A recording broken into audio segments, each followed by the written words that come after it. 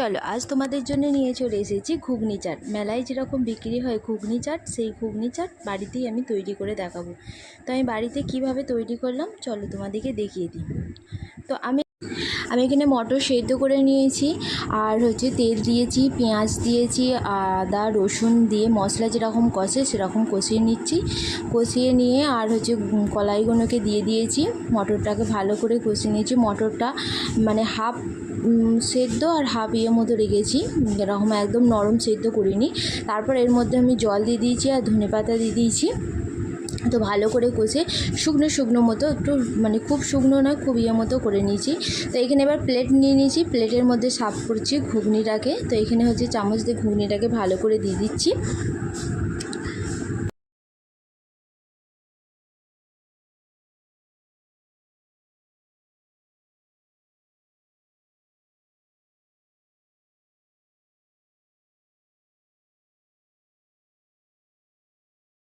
এরপর এর মধ্যে আমি দিয়ে দিচ্ছি শসা কুচি। আমি শসাটাকে ছোটো ছোটো করে একদম মিহি মিহি করে কুচিয়ে নিয়েছি, শসা কুচি দিয়ে দিচ্ছি। এরপর দিয়ে দিচ্ছি গাজর, গাজরও ঝিরিঝিরি করে কেটে নিয়েছি। সব কিছুই আমি একদম মিহি মিহি করে কুচিয়ে নিয়েছি।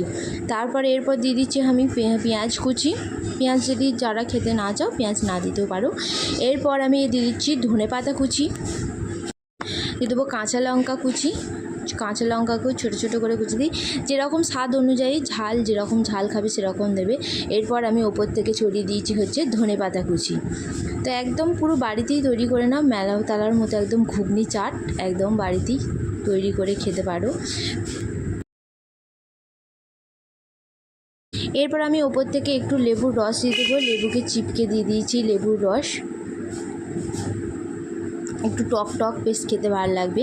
এখানে একটু এর মধ্যে বা তেঁতুলের দিতে পারো, তো আমি তেঁতুলের দিইনি। তারপর ওপর থেকে আমি টমেটো সস দিয়ে দিচ্ছি, এখানে টমেটো কেচাপ দিয়ে দিয়েছি। তো এইভাবেই পরিবেশন করেছি টমেটো এটা মানে ঘুগনি চাটটা। তো এবার ওর উপর থেকে আমি ছড়িয়ে দেবো ঝুরি ভাজা, যেটাই মেন আসল। বেশ